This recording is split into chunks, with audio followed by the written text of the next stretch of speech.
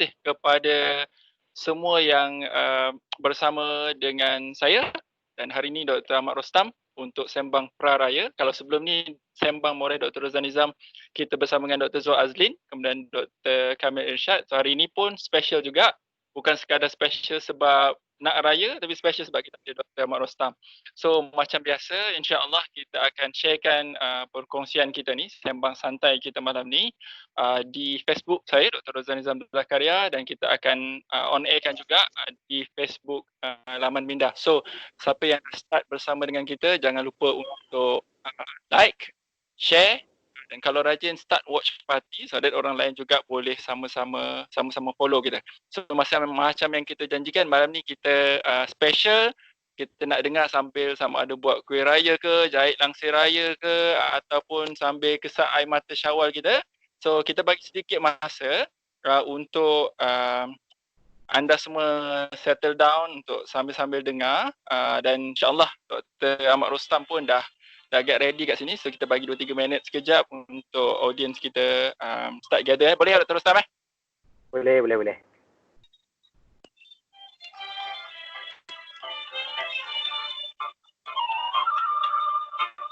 Dalam dingin subuh hatiku terbesit,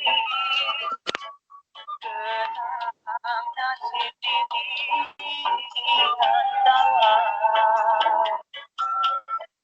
bergema tapi raya menipis air mata, terbayang suasana permai desa. Rindu Ya. inginku kembali pada ayah bunda dan saudara, tetapi aku harus mencari rezeki, membela nasib kita bersama. Okey, terima kasih. Oh, kita ada tetamu istimewa. Siapa ya? Jadi Hamzah. Siapa? Hamzah. Hamzah. Okey, kita ada tetamu ketiga kita, Hamzah. Khabar Hamzah? Puasa ke tak? Puasa tak? Puasa tak tadi? Puasa. Aduh. Okay, so terima kasih sekali lagi untuk semua yang bersama dengan kita malam ni, Sembang Praraya. So macam yang kita janjikan, hari ini kita bersama Ahmad Rostam dan saya Dr. Rozan Nizam Zakaria bersama-sama anda secara santai tentang topik yang sangat dekat di hati kami berdua, isu kesihatan mental. Tapi sempena raya PKB ni kita akan ambil isu yang hangat hari ini tentang raya, norma baru, PKPB, dan apa kaitan dia dengan kita punya isu kesihatan mental, insyaAllah.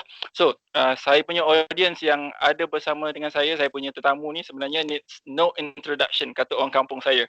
Tapi sebab dia tetamu, kita kena bagi jugalah dia perkenalkan diri dulu. Silakan Dr. Rostam.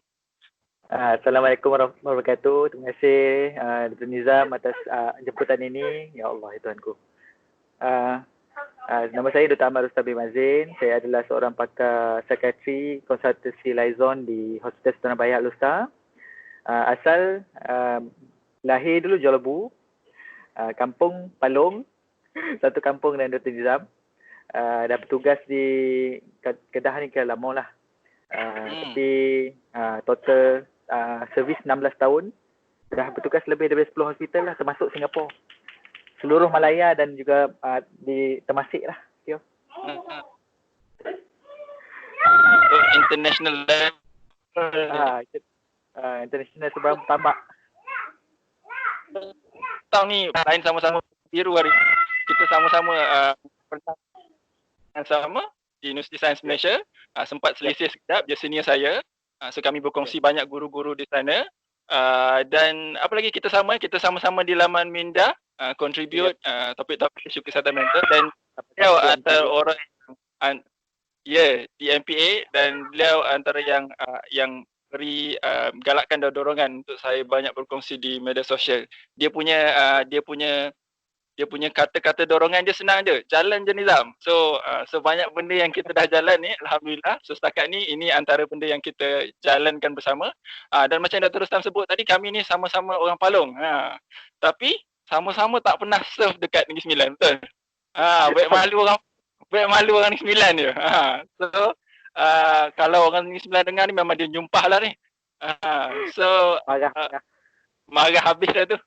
Okay. So insyaAllah semalam ni kita nak bukan nak cerita pasal kita malam ni kita nak cerita pasal topik yang relevan dengan apa yang ada hari ni. So kita nak mungkin start. So kita nak start cerita tentang pengalaman puasa PKP dulu. So Dr. Rostam pun sama juga dengan saya dan kita semua tak pernah ada experience before this berpuasa dalam suasana PKP. Pula adjusted to new norm sambil buat benda-benda yang mungkin sedikit lain daripada rutin kerja kita sebelum ni. So mungkin Dr. Rostam boleh share sikit pengalaman Ramadan PKP. What does it mean to you? Okay, bismillahirrahmanirrahim. Saya rasa Ramadan kali ni ialah sangat special lah, lebih istimewa daripada biasa. Sebab ini kali pertama saya rasa macam tarawih sama-sama dengan family ni, dengan anak-anak satu rumah dengan isteri je, tak pernah dibuat. Tak pernah dibuat sebelum ni, ini first time. Di mana semua orang yang daripada kecil yang 9 bulan tu sampailah yang tua umur 13 tu boleh duduk sekali, solat sekali tarawih. Yang kecil-kecil tu berkeliling lah kan. Jadi itu yang pertama yang saya rasa istimewa kali ni. Walaupun orang kata PKP ni susah, orang kata PKP ni sesak, orang kata PKP ni resah dan sebagainya, tapi dalam konteks family, saya rasa macam sesuatu pengalaman yang saya rasa takkan berulang dah lepas ni. Takkan ada lah bulan-bulan Ramadan di mana kita satu rumah, kita solat jemaah 30 hari kat rumah. Tak ada dah. Kan memang kita akan pergi masjid, kita solat kat masjid dan sebagainya, sekali-sekali mungkin kita boleh buat kat rumah. Tak ada.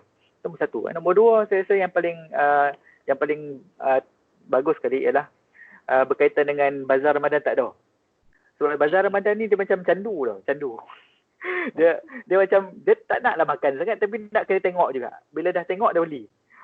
Jadi yalah orang kata hajat nak beli satu balik bawa 8. Itu dia. Air ketubu, air jagung, air cincau, semualah. Kan sapu semua kan. Jadi itu dua benda yang berbeza. Saya rasa macam itu yang paling utama sekali. Dan suasana kali ni saya rasa lebih tenang in a sense. Tenang, pergi kerja tenang, balik kerja tenang, dekat klinik tenang. Walaupun orang risau macam-macam tetapi suasana dia sebenarnya sangatlah berbeza. Sangat. Saya rasa lebih menghayati lah sebagai satu family, sebagai satu individu lah macam tu. Betul. Kalau macam saya pernah sebut sebelum ni, bila sebut tentang tenang tu, kalau kita boleh guna relate dengan satu analogi, disebut bagaimana kalau air tu berkocak, kita takkan boleh nampak kita punya reflection. Bila air tu tenang, baru kita boleh nampak reflection kita. So selama ni hidup kita ni sibuk dengan pelbagai orang kata urusan, sampai kadang-kadang kita tak sempat nak fikir tentang diri kita, tak sempat nak fikir tentang keluarga kita, tak sempat nak muhasabah orang kata, buat rutin harian, buat kerja yang pelbagai. So Allah bagi special time untuk everything slow down, while everything slow down ni untuk kita reflect lah. Alright, so menarik Dr. Rostam cerita tentang benda yang bagus-bagus je. Nanti orang katalah bolehlah kata macam tu dia psikiatris. Semua benda tenang je kan. Tapi hakikatnya di luar sana bukan semua orang macam apa yang kita sebut tadilah. So ada kita kata sentimen di luar sana bahawa sebahagian besar segmen masyarakat ni sebenarnya tertekan dengan apa yang hakikat yang berlaku di sebalik PKPB ni, dan kita tengok macam ada dua ekstrim. Satu ekstrim orang yang adapting well, dia rasa okay lah, this is what good for us, kita kena duduk rumah lah. Tapi on the other hand ada orang kata nak makan apa kalau duduk kat rumah kan, kita kerja pun tak ada, people start losing jobs. Okay, and then in fact this is something yang becoming more evident. Macam semalam dalam berita kita punya DG kita Dr. Noh Hisham sebut daripada 8,380 panggilan telefon Kementerian Kesihatan Malaysia, 46.8% datang dari mereka yang ada masalah emosi. So maksudnya sebahagian besar sebenarnya perceive PKP ni sebagai punca stres dan mereka hadapinya dengan dalam keadaan tertekan. So macam mana pula tu? Apa cerita? Okay, cerita dia panjang. Tapi yang paling penting sekali saya nampak kan, yang isu yang saya nampak bila kami bincang dengan pakar-pakar lain di Sultan Bahia kan, isu utama sebenarnya pokok ataupun akar ataupun dasar kepada masalah yang kita hadapi hari ini dari segi psikologi dan mental ialah kita kehilangan. It's about loss. Kita grieving, iaitu kita grieving tentang sesuatu yang kita hilang. Ada orang macam-macam hilang dia kan. Contoh yang saya boleh katakan, contohnya ada orang hilang nikmat cuti, tak boleh nak cuti langsung. Semua cuti dibekukan, hilang nikmat cuti. Ada orang hilang nikmat bekerja. Ada orang hilang nikmat pendapatan. Ada orang hilang nikmat peluang. Macam-macam hilang yang dia orang hilang kan. Dan kalau kita nak nampak, sebab itu ada dua ekstrim masyarakat. Ada orang yang seronok dengan PKP, PKPB dan sebagainya. Seronok lah. Dia orang tak faham kenapalah ada orang tension, kenapalah ada orang resah, kenapalah orang nak marah dan sebagainya. Kenapa lagi PKP lagi panjang, dia bagus. Aku lagi suka cuti. Kan? Girang mak amir. Itulah. Tapi ada satu golongan lagi ni macam yang DJ sebut tu lah kan. Macam dia ada masalah dia, macam-macam dia fikir. Tapi pokoknya tu ialah hilang. Kalau bila kita hilang ni, bila kita bercakap tentang hilang, kita akan bercakap pasal grief juga. So kalau dalam grief tu kan, kalau Kubler-Ross disebut kan, ada 5 peringkat grief walaupun dia bercampur-campur. Tetapi kalau kita tengok isu grief tu pun dia ada macam pelbagai konflik psikologi yang berlaku. Ada orang anger, marah. Ada orang shock, ada orang bargaining, ada orang depressed dan sebagainya kan. So masalah-masalah ini kita tak nampak sebab kita tak mengalaminya, tetapi ramai orang mengalaminya kan. Itu isu pertama, isu kehilangan. Nombor 2 ialah ada orang menggunakan peluang untuk keluar rumah tu untuk dia punya kita panggil break. Dia punya break daripada pasangan masing-masing ataupun masalah dalam rumah dan sebagainya. Jadi dia orang keluar. Now, bila PKP ni berlaku, PKPB ni berlaku, mereka terpaksa berhadapan dengan masalah rumah depan mata. Contoh ada masalah dengan pasangan, terpaksa menghadap. Tak boleh nak lari mana dah. Tak boleh nak lari mana. Dia tak ada me time ke, your time ke, my time ke. Kan? Dia tak ada peluang lain itu. Itu yang masalah dia kan. Itu masalah yang kedua yang kita nampak. Yang ketiga ialah masalah stigma. Masalah stigma ni bukan sekadar orang yang sakit, ahli keluarga je. Tetapi termasuklah frontliners kan. Kita nampak ada staff-staff kita tension sebab jiran-jiran tak nak buka pintu, jiran-jiran togo pun dia jauh ya. Nampak kita lalu depan rumah, masuk rumah lagi. Macam-macam masalah yang ni yang kita tak nampak ni kan. Dan pelbagai isu ni dia berkembang. Itu masalah dia. Sebab itu saya boleh nampak kenapa meningkatnya isu kesihatan mental ni. Lagi-lagilah bila kita fikirkan bahawa orang duk cakap ekonomi kita makin merosot, lepas PKP ni, COVID ni habislah jahanam negara kita, kita punya pendapatan negara hilang, kita mungkin hilang pekerjaan, kita tak ada bonus, kita tak ada macam-macam, tak ada. Jadi sesuatu yang hilang sekarang, lagilah sesuatu yang bakal nak hilang tu, yang difikirkan bakal hilang tu. Jadi banyak nak poning kan, poning kepala ni. Macam mana nak buat? Itu masalah dia. So benda ni berkacau dalam otak kita. So semua ni akan mendatangkan masalah kan. Mungkin kita tak nampak tapi ada orang mengalaminya. Yang itu kita kena kena iktiraf isu itu berlaku. Okay, alright. So mana katanya it's a real problem lah. And mana bila ada orang kata dia tertekan, dia stres, kita jangan pelik, jangan rasa macam kau ni kenapa masalah kau ni apa ni. Memang dia adalah benda yang real kepada setengah-setengah orang. Okay, so itu kita permulaan kita untuk kita faham bahawa setiap orang alami menghadapi PKP ni dalam suasana yang berbeza. Tadi Dr. Rostam dah highlight tentang one keyword dia adalah sebenarnya apa yang kita rasa tu adalah manifestasi kepada kehilangan yang kita rasa dalam pelbagai bentuk. So kepada yang baru join, anda masih lagi bersama kami, saya Dr. Rozdan Nizam Zakaria dengan Dr. Ahmad Rostam dalam sembang praraya kita. Sambil-sambil anda buat kuih, sambil-sambil anda siap-siap barang-barang nak buat rendang besok lusa tu. So anda bersama dengan kami untuk bercerita tentang stres PKP normal baru dan raya lah. Okay, so special hari kita ada 2 guest yang daripada Negeri Sembilan. So siapa yang tak faham, nanti kita buat subtitle dekat bawah.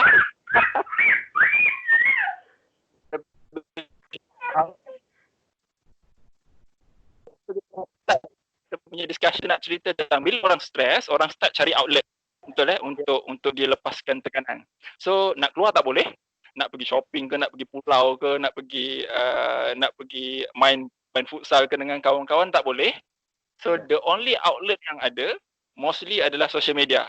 Okay, macam kita sekarang ni pun kalau tak ada PKP rasa tak ada kerjaan nak ber-Skype dengan Dr. Rostam ni. Baik kita pergi mengeteh kat mana-mana tu kan, KL kan.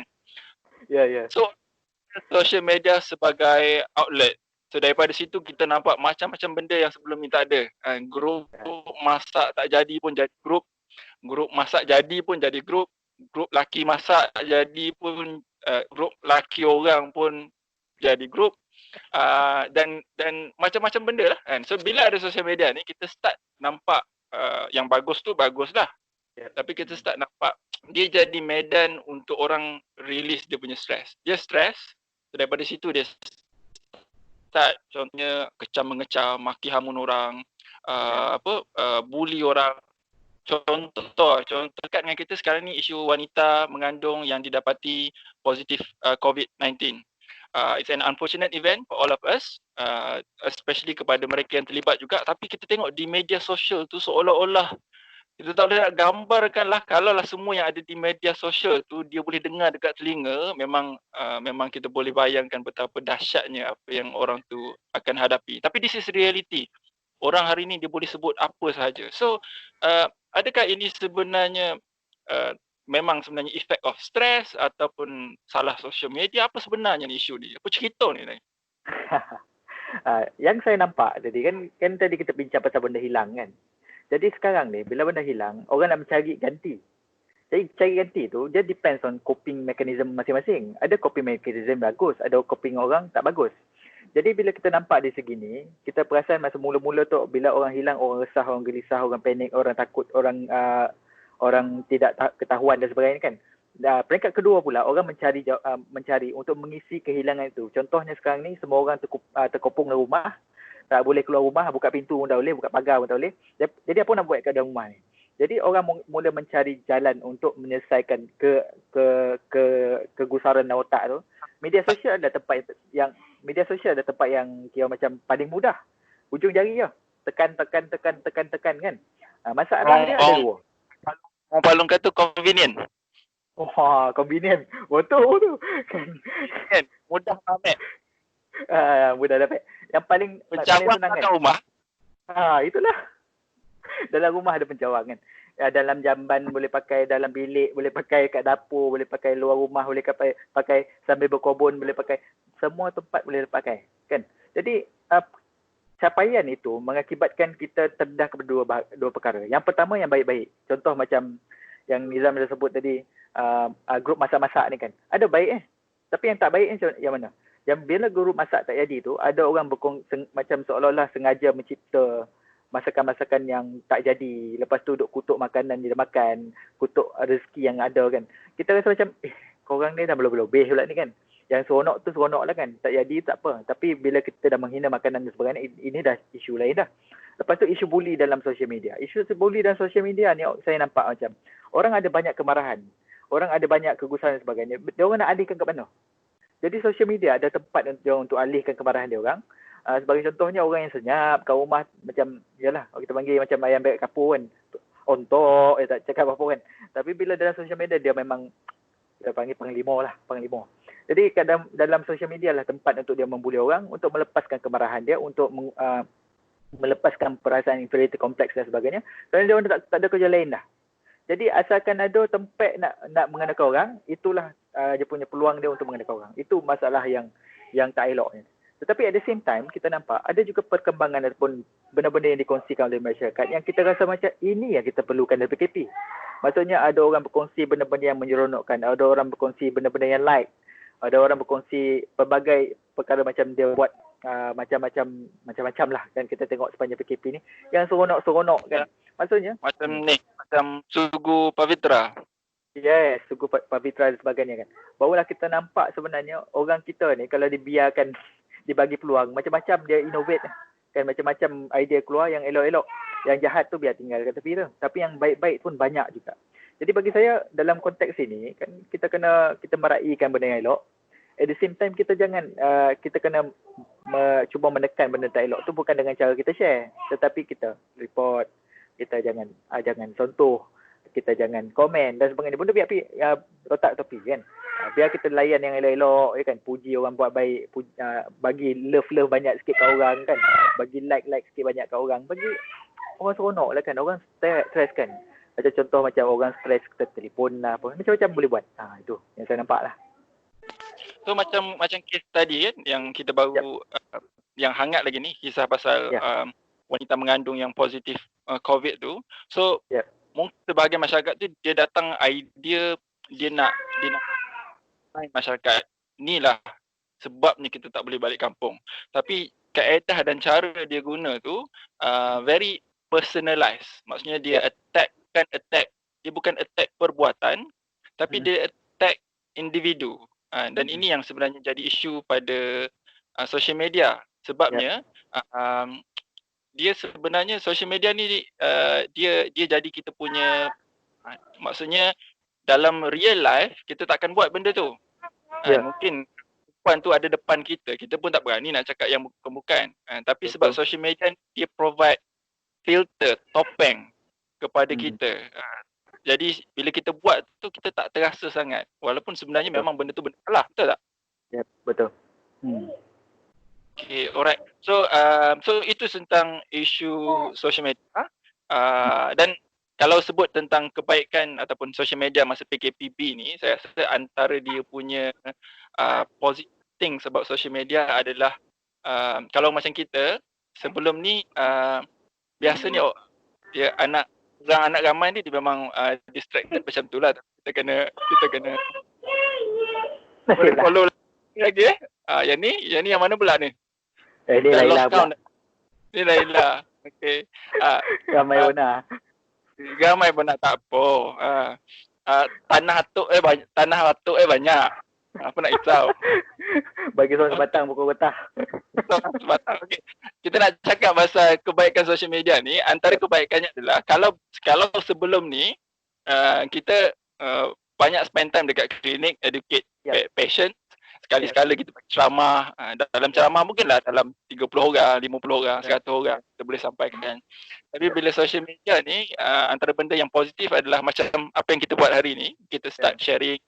Semakin ramai psikiatris yang ke hadapan berkongsi, sama ada dalam penulisan, buat video, sharing, yang mana sebelum ni bukan budaya. So norma baru pada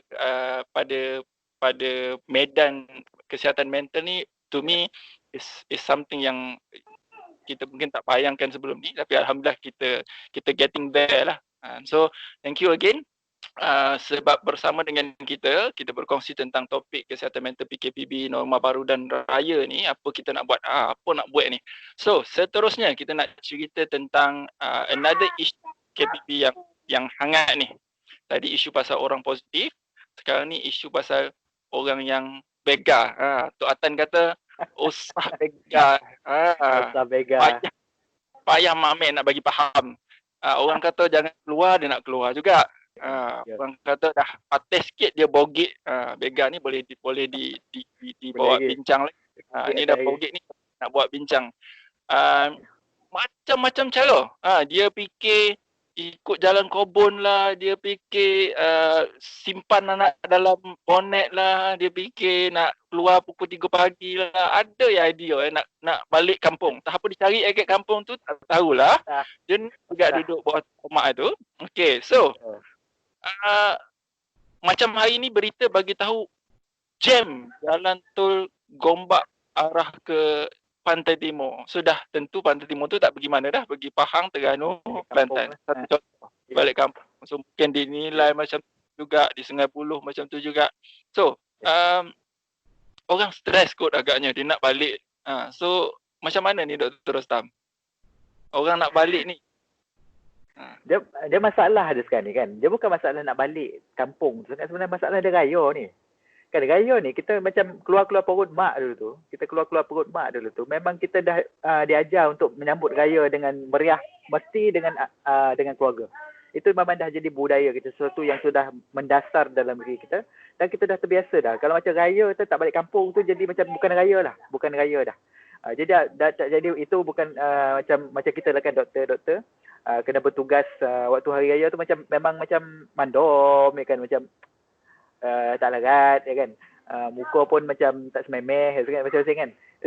Jadi itu suasana je. Jadi dalam konteks ini kan, saya boleh nampak walaupun dihalang macam mana pun, ada orang memang dia kata macam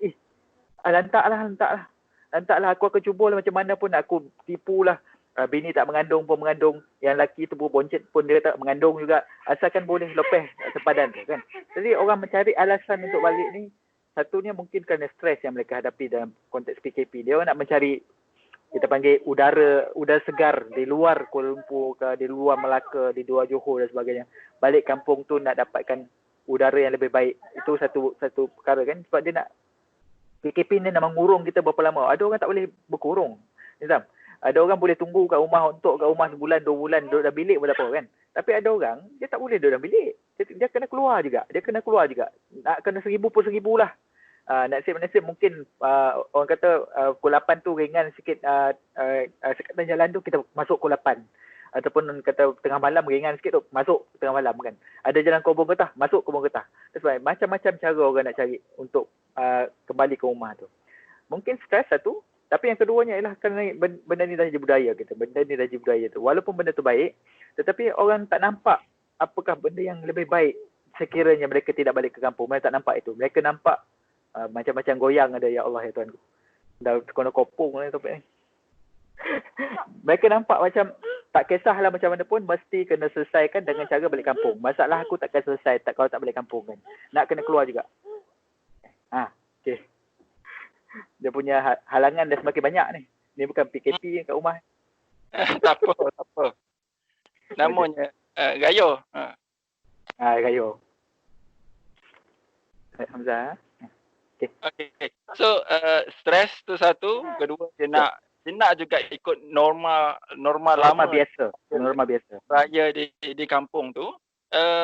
Tapi adakah sebenarnya in other viewpoint, bila orang still berkeras berdegil lah kita kata untuk balik kampung ni, dia menunjukkan, dia highlight some of the bad side of human nature ni sendiri, iaitu sifat individualistik kita, sifat keakuan kita. Maksudnya tak kisahlah orang nak cakap apa, tak kisahlah orang nak halang macam mana, yang penting aku nak balik juga. So kadang-kadang ada orang sebut bila dalam keadaan stres tu akan keluar kita punya tu. So adakah it's part of it?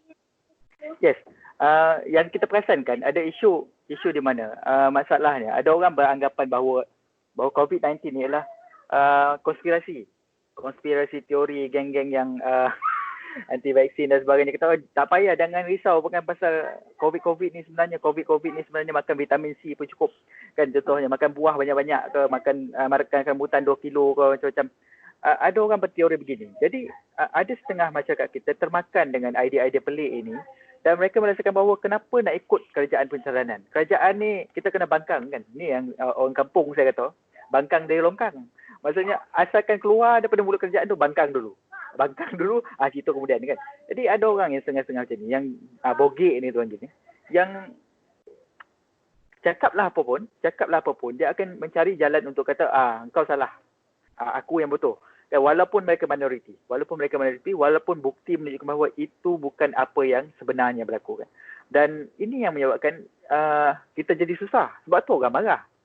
Bila kita nampak macam isu yang balik Kelantan tu kan, masalahnya orang marah kerana berlakunya rentas sepadan dan positif kes. Terutama macam contohlah Kedah kan, baru-baru ni tiba-tiba ada pula kuning kawasan kan. Daripada elok hijau dah beberapa minggu, tiba-tiba satu kes jadi kuning. Dia hati tu nak panas. Hati tu panas. Kan sebab kita apalah kojo lah ni sampai jadi positif pula ni kan. Sebab kita dah tahan, kita dah jaga elok-elok. Ramai orang terpaksa buat macam-macam untuk pastikan bahawa berjaya PKP ni. Tapi dia orang merasakan bahawa ada orang tak reti bahasa dan sebagainya. Dan kita nampak masalah ini berlaku di mana-mana negeri pun. Bukan kita nak spesifikkan kepada kes di Kelantan dan kes di Kedah itu. Tetapi ini berlaku. Jadi orang marah dengan setengah anggota masyarakat kita yang Mungkin entahlah, tak tahulah cakap macam mana. Dia ada idea lain lah. Kita panggil sebagai dia subversif kan, subversif. Idea dia memang lain daripada orang lain dan dia akan langgar apa sahaja kan. Jadi ada orang akan terpengaruh dengan idea-idea subversif ini yang menyusahkan masyarakat secara umumnya. Dia tak nampak itu. Dia orang rasa, alah, aku selamat, aku sihat, aku balik kampung. Nanti dia share cara-cara balik kampung lepas daripada semua kesekatan jalan. Kan, contohnya, macam baru-baru dulu PKP dilancarkan kan. Ada orang share macam-macam tips macam mana nak lepas dari polis kan. Menipu lah apa. Dia tak nampak isu ni. Dan kita nampak masyarakat kita, kalau macam kita dalam perubatan ni, kita biasa jumpa pelanggan-pelanggan kita yang menipu kan. Macam-macam sebab untuk orang menipu. Ada tujuan menipu dia, contohnya macam Robin Hood lah, menipu untuk Robin Hood mencuri kan. Tipu sunat lah kita panggil kan. Untuk maslahah yang lebih baik. Tetapi mereka tak nampak masalah umum yang lebih utama, iaitu menjaga kesihatan. Dia tak nampak. Yang dia nampak masalah aku. So isu keakuan itu yang berlaku. Sebab itulah ada orang sanggup buat macam-macam untuk melanggar perkara ini. Okay, alright. So betul kita semua stres, betul kita semua teringin bona nak makan gondang mak tu, sup tulang ke apa-apa je lah yang mak buat di kampung tu.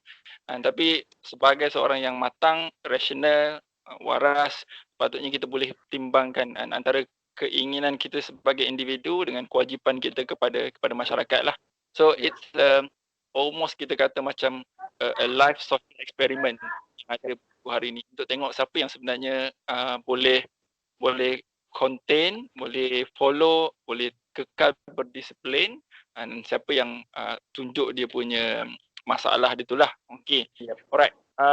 Another thing, moving forward, habis gaya nanti, orang dah start cakap tentang norma baru. Sekarang ada definisi norma baru masing-masing. Macam saya ni, kerja cikgu ni, mengajar budak-budak sekolah di kuliah perubatan ni, norma barunya kebanyakan kelas dah jadi online. So kita pun pening kepala nak ajar budak, nak kena jumpa passion, tapi tak boleh jumpa passion. So takkan nak suruh dia interview pokok kotah. So memang serba mencabar norma baru ni. Masuk mereka yang bekerja, sekolah, kita di klinik. So ada orang yang even thinking about new norm to itself menyebabkan dia orang rasa stres kan. So macam apa tips kita nak adjust new norm ni, Dr. Rustam? Okey, baik. Okey. New norms ni kebanyakan orang bila kita sebut norma baru tu kan, orang akan dia punya konotasi ataupun dia punya nada tu macam menakutkan tau. Macam menakutkan. Of course dari segi konteks psikologi kita, bila kita nak mencuba sesuatu yang baru ataupun sesuatu yang tidak pasti, sesuatu yang dihadapan dan sebagainya, kita akan anxious. Itu norma. Cara kita berfikir, psikologi kita. Itu sesuatu yang innate. Kerana sesuatu yang baru yang tak pernah jumpa dan sebagainya, otak kita akan menafsirkannya sebagai ancaman. Itu common lah. Tetapi at the same time, kalau kita perasan, kalau kita nampak kan, selama mana kita duduk PKP 3 bulan dan 4 bulan ni, sebenarnya norma-norma baru itu, kebanyakan norma yang akan berlaku selepas ini, sebenarnya ia adalah satu inovasi daripada norma lama kita. Maksudnya bila bercakap tentang inovasi, benda tu maksudnya tambah baik apa yang ada, supaya kita boleh menjadi lebih fleksibel. Itu yang kadang-kadang kita susah sikit. Ada setengah orang dia sangatlah macam kita panggil apa? Koreh macam buluh lah kan. Nak lontor tak boleh. Lontor sikit patah. Very rigid kan. Orang Palung kata rigid lah. Ya. Orang Palung kata rigid kan. Jadi orang lain lagu lah. Orang Palung kata rigid kan. Jadi dia tak boleh nak ubah. Dia dengar norma baru tu pun dia dah berubah dah. Dah panik, dah berpuluh-puluh dah. Menggigil tangan tu kan. Nak sebut, tak tahu pun norma baru tu apa. Norma baru tu pun tak tahu apa lagi. Definisi apa benda yang baru pun tak tahu. Kan semua orang kita kena menghadapi norma baru. Apa dia norma baru ni. Semua orang tak nampak lagi. Orang cari apa norma baru. Mula dalam cipta-cipta entah apa-apa kan. Tetapi at the same time, sebenarnya norma baru maksudnya kita akan menjadi lebih baik. Itu yang penting. Bagi saya, yang saya nampak sebenarnya, PKP ni sebenarnya melatih kita untuk jadi lebih baik bila keluar nanti. Bukan PKP ni membuatkan kita jadi mundur. Sebab cabaran ni sebenarnya, kalau kita tengok konteks Malaysia kan, seluruh rakyat Malaysia menghadapi cabaran yang sama. Nizam pun ada tulis pasal benda ni kan. Maksudnya, Dr. Umi Azli pun ada tulis pasal benda ni. Maksudnya kita dalam kapal yang sama. Masalah kita sama tapi cara kita interpret gelombang itu, interpret ribut itu, interpret cuaca lain. Boat lain-lain. Itu masalah dia kan. Jadi satu isu ialah bila kita cakap pasal norma baru, jangan kita generalize. Maksudnya ada setengah orang, hospital setelah bayar nak buat norma baru lah, apa dia nak buat lah. Mulalah hospital lain, klinik lain pun poning kalau norma baru apa nak kena cerita dekat hospital atau klinik. Tak payah cerita. Maksudnya PKP mengajar kita untuk menjadi lebih baik. Siapa-siapa yang keluar PKP ni dia lagi teruk, eloklah dia tambah PKP lagi 3 bulan kan. Jadi itu yang pertama. PKP akan menjadikan kita lebih baik. PKP sebenarnya dah 3 bulan ni kita dah mula otak kita dah apa kita panggil dah modify cara berfikir dia. Ada benda-benda yang sebenarnya yang berlaku yang lebih baik selepas ini.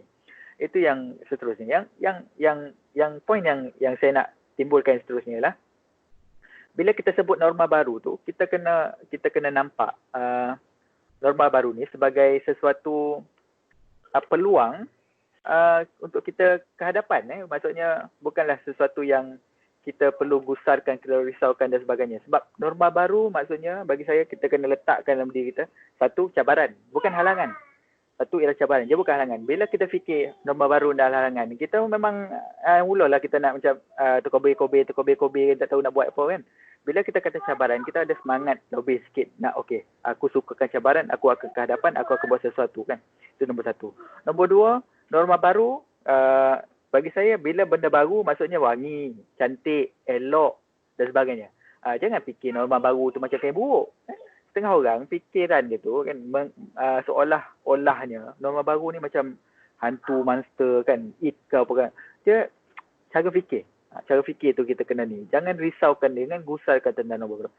Mau tak mau, satu lagi ialah kita kena accept kan. Orang putih kata accept. Acceptance tu penting. Maksudnya kita tak ada pilihan lain. Memang kena adapt. Yang kau risau pasal apa? Nak tak risau pun adapt, tak risau pun adapt. Maksudnya apa-apa pun adapt je. Kan? Maksudnya langgar lah. Kan? Maksudnya kita tak ada pilihan lain, memang kena langgar. So, serupa macam PKP ni. Tak ada siapa yang kata, saya dikecualikan PKP sebab saya pakar ke. Tak ada. Semua orang kena berlalu PKP. Jadi norma baru pun kena lalu. Tenang kita. Okay. So, kunci dia macam apa yang Dr. Rostan sebut tadi ni, nombor satu, kita punya adaptability, flexibility, kemampuan kita untuk adjust lah orang kata. Maknanya tak boleh ikut jalan ni, kita corner ikut sini. Tak boleh cara ni, kita corner ikut situ. Itu kalau dalam istilah psikologi, antara kunci untuk kita berdaya tahan, resilient orang panggil, dalam menghadapi cabaran adalah kemampuan kita beradaptasi dengan masalah yang ada. Kalau kita choose untuk maintain dengan cara yang lama mungkin tak mampu untuk membolehkan kita survive dalam cabaran baru dan akhirnya kita akan pupus lah kan. And so antara kaedah dia nak tak nak kita kena beradaptasi. Saya paling suka kalau kita guna dalam konteks contoh orang niaga lah. Kita ni orang yang makan gaji ni, kita punya sistem ni almost orang kata macam tu lah deh. Kalau norma baru sikit-sikit. Tapi orang berniaga ni antara yang sangat banyak terkesan, dia yang banyak kena buat adjustment, dia yang banyak ubah sini, ubah situ. And so kalau seorang businessman tu dia berkeras, tak nak ikut cara baru, dia tak nak ubah, tak nak adapt, tak nak belajar skills baru untuk upgrade, dia memang akan orang kata bankrupt lah. Orang kata habis lah business dia tu. Lingkup lah orang kata. So businessman yang cemerlang adalah dia sentiasa up to date. And macam cerita macam mana Nokia pupus daripada pasaran. And sebab antara sebabnya kegagalan untuk beradaptasi dengan perubahan yang ada lah. Flexibility kita tu. Okay. So new norm kita ni masing-masing ada definisi dia sendiri. So saya rasa satu definasikanlah apa new norm kita, apa tuntutan baru kita. Dan yang kedua, apa perubahan kita nak buat as a person, as an organisation, apa yang perubahan yang kita nak buat. So daripada situ sometimes kita kena try and error lah, betul tak? Tak boleh cara ni, ubah cara ni. Sampai akhirnya kita jumpa orang kata jumpa rontak tu. Bila dah jumpa rontak dia tu, ngam lah. Kita cantiklah jalan itu. Okey, insya-Allah. So, itu kita pasal new norm. Kita balik cerita raya, and kepada siapa yang join kita dah hampir 40 minit bersiaran ni. Kalau anda buka-buka komputer tengok ada 2 orang lelaki pakai baju Melayu dekat skrin ni, jangan fikir bukan-bukan. Tak ada JAKIM, tak ada Jabatan Agama Islam Negeri Sembilan di hujung talian. Hanya saya dan Dr. Rostam sahaja. Bukti dia tadi gombot anak hadapan tu, bukti yang tak ada yang pelik-pelik lah. So kita hari ni memang nak berdiskusi cerita tentang isu stres dan PKPB, norma baru dan raya. Okey, so masuk balik cerita raya sebelum kita nak ke penghujung ni. Jumaat, Sabtu, Ahad, raya lah kita. Okey, so raya yang kita pun mungkin tak boleh nak bayang lagi, tapi akan sampai masanya kita berraya, dan sudah tentu ada yang dah start syahdu, orang kata dah takung dah air mata tu, dah start tak boleh dengar lagu raya, dengar lagu raya di homepage radio, pakai hamun dia bila buka lagu raya saudara-saudara raya, lagu raya pula suruh balik. So, pulanglah. Dia kata kau ni apa kono suruh pulang. So ada orang yang tertekan, especially kalau kita boleh bayang orang yang mungkin berdua, mungkin seorang. Tak pernah bayang raya seorang-seorang ni. Kalau nak kata duduk kat kutub utara tu logik. Ni duduk rombau tapi kena raya seorang-seorang. So apa kita boleh buat supaya jangan sampai raya tu jadi benda yang orang kata menyiksa jiwa dan batin. Apa kita boleh buat nak menghadapi raya versi norma baru? Okey. Bagi kita yang berkeluarga ni, Nizam, kan, rasa macam agak mudah sikit untuk kita berhadapan dengan raya kali ni. Sebab kita ada anak-anak, kita ada isteri, kita ada orang yang tersayang kita dekat-dekat. Walaupun, yalah, dibandingkan dengan orang yang single, orang yang duduk seorang-seorang, orang yang kerja jauh-jauh kan, dan mak ayah dia jauh, kita sekurang-kurangnya adalah ubek ke depan mata kan. Maksudnya tengok anak-anak, tengok isteri, rasa sedih tu kurang sikit lah kan. Lagipun kita ni macam orang dah kahwin ni, kita bergilir kan. Tahun ni rumah mak kau, tahun ni tahun depan rumah mak aku macam tu kan.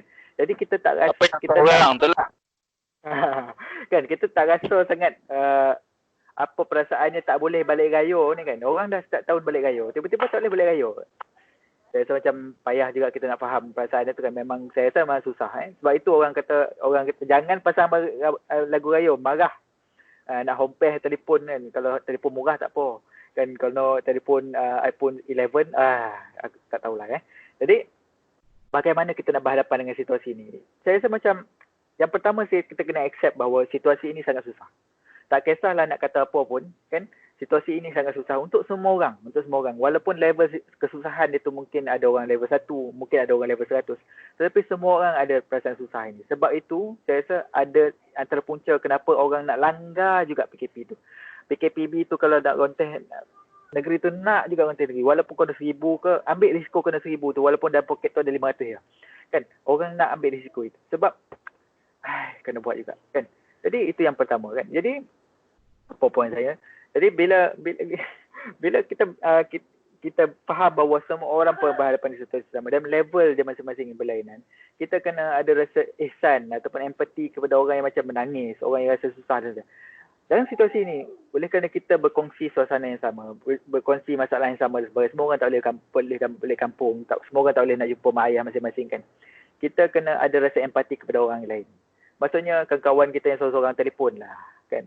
Tak boleh nak pergi rumah, telefon dan tanya kau nak makan apa kan, ketupek kau, rendang kau, penganan susah lagi sekarang kan, apalah kan, aku hantar kau gantung kat pagar tu kan. Contoh, kita sokong menyokong, buatlah video kan, macam video masing-masing semua warga office tu tak boleh balik raya, buatlah video masing-masing ucap kan. Maksudnya seorang tu dapatlah 10 ucapan contoh. Kongsi, empati, kongsi.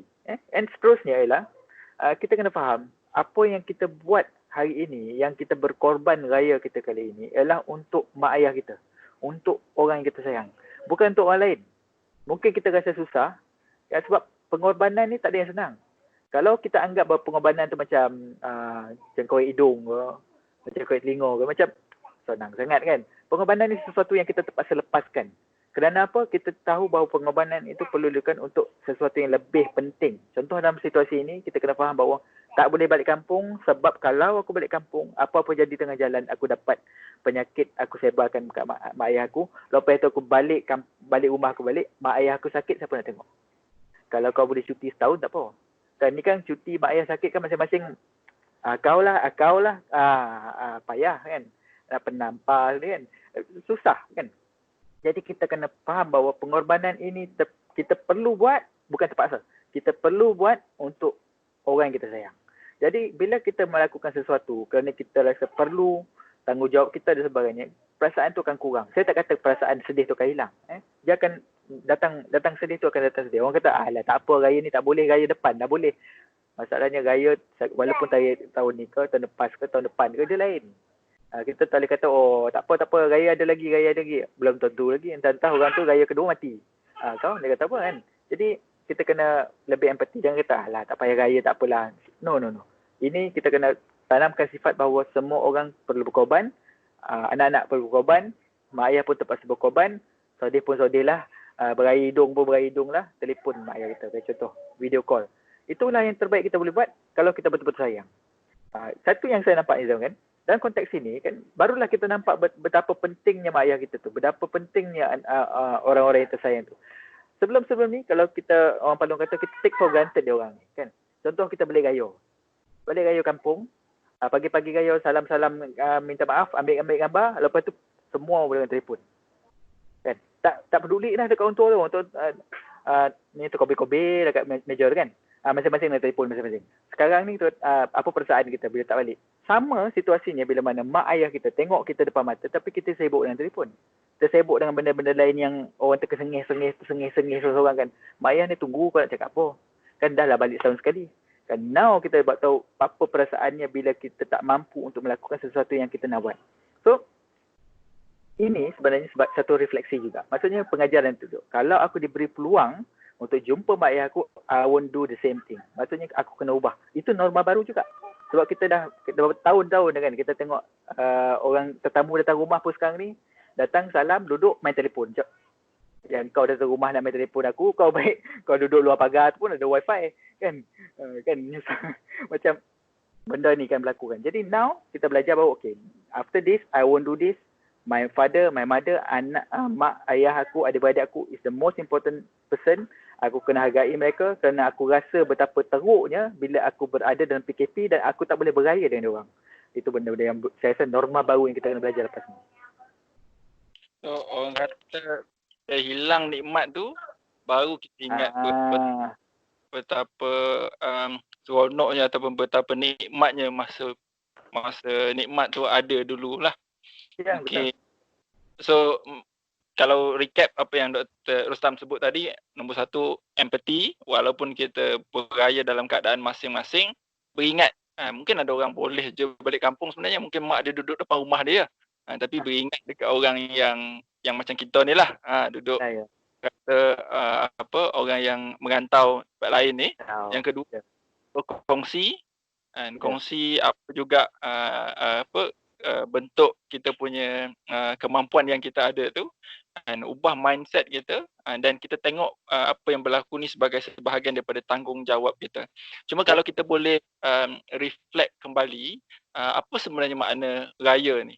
Dan raya ni sebenarnya bukan pasal balik kampung je sebenarnya kan. So raya ni pasal benda yang lebih besar daripada tu. Pasal kesyukuran kita dengan Allah, pasal kita beribadah, kita punya ukhuwah, kita punya sifat kemaafan, dan semua tu sebenarnya masih boleh dicapai walaupun bentuk dia berbeza. Dan contoh macam tadi Dr. Rustam cerita pasal ukhuwah, pertautan kita tu. Pertautan ni tak semesti duduk sebelah. Kan? Ada orang duduk sebelah pun dia tak berasa apa. Ada orang duduk jauh. Ni memang rasa doket di hati tu.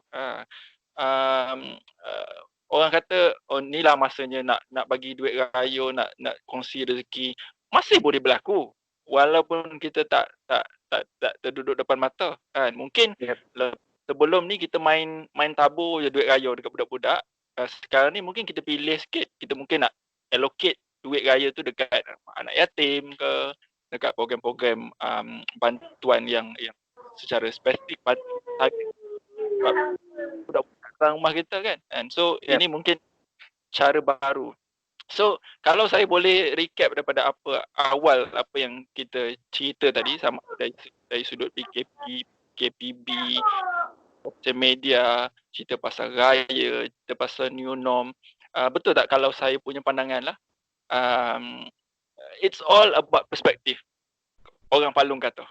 Maksud dari sudut mana kita melihatnya. Kalau kita lihatnya dari sudut masalah, masalah. Kalau kita tengok dia dari sudut yang positiflah dia. And so kalau dalam psikologi kita panggil kita punya kognitif, cara kita berfikir, cognitive structure gitu kan, cara kita melihat. So kalau analogi dia macam cermin mata ni lah. And kalau cermin mata kita ni kotor, semua benda depan ni nampak kotor lah. Tapi kalau bersih, elok, comel dia punya elok, bersih dia punya permukaan itu, yang lain ni pun akan nampak bersih. Betul tak? Betul. Kata orang belah sini ni. Betul. Okey, so alhamdulillah. So kita dah asalnya setengah jam, tapi biasalah bila jumpa orang kampung ni kan, dia jadi nak dekat sejam dah. So entah kita dua orang je yang cakap ni sebenarnya, tak ada orang-orang pun. Tapi tak apalah. Yang penting puas hati dapat. Dapat borak dapat bual dengan Dr. Ahmad Rostam. Bukan senang kita nak jumpa.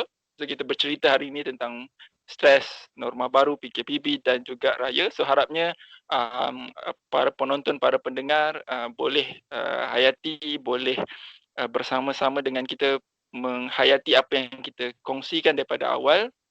Share sebanyak mungkin kepada orang lain juga. Mungkin boleh dengar, kalau bukan hari ini, once it's up there on our Facebook, anda boleh dengar kembali.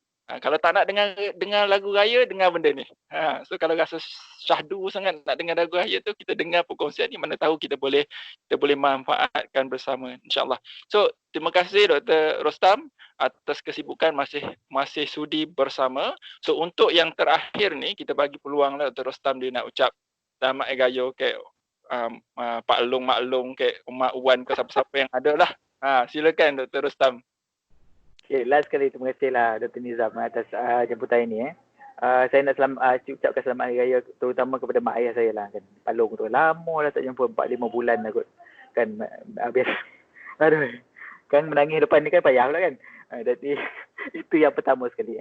Yang kedua ialah saya rasa macam kita semua kan mahu tidak mahu, suka atau tidak suka, kita kena ambil pendekatan bahawa ada kebaikan untuk kita. Ya Allah bagi dalam konteks PKP dan COVID ni, dalam tak raya ni sebagainya, mesti ada sesuatu yang Allah bagi untuk kita, kebaikan yang mungkin kita tak nampak hari ni, insya-Allah kita akan nampak nanti ya. Mungkin 10 tahun lagi dari sekarang baru kita nampak, oh itulah sebenarnya kebaikan COVID dulu dan sebagainya kan. InsyaAllah ada punya. Kalau kita cari kan sungguh-sungguh, ada kebaikan. Kalau kita cari keburukan, memang melambat-lambat. Jadi bagi saya ucapan yang paling penting sekali ialah segala benda yang kita ni kan, raya tak raya dan sebagainya, ada kebaikan, ada sesuatu yang kita boleh belajar. InsyaAllah itu saja. Okey, terima kasih banyak Dr. Rostam. So dah boleh dah kesat air mata tu. So saya pun bagi pihak diri saya, terima kasih kepada semua yang mengikuti perbincangan kita daripada awal, daripada Sembang Moral dengan Dr. Zul Azlin, dengan Dr. Kamil dan malam ini. So tamat sudah kita punya perkongsian sepenuh Ramadan kita ni. Next lepas raya lah pula, kalau ada apa-apa isu lagi yang kita nak boleh bincang. Mudah-mudahan semua amalan kita diterima sepanjang bulan Ramadan ni, dan Allah keluarkan kita dari Ramadan ni sebagai insan yang lebih baik, dan sudah tentu bekalan yang kita nak akhirnya adalah untuk di akhirat nanti. Mudah-mudahan ada saham dia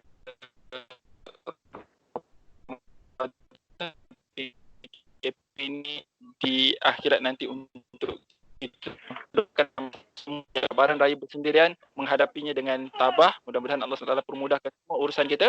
Selamat Hari Raya, maaf zahir batin untuk semua pendengar, kaum keluarga kami, dan terutama semua para frontliners, petugas-petugas kesihatan, para petugas-petugas keselamatan, jabatan-jabatan psikiatri yang bekerja keras sepanjang PKP ni. Terima kasih pada anda semua. Assalamualaikum warahmatullahi wabarakatuh. Selamat malam. Assalamualaikum.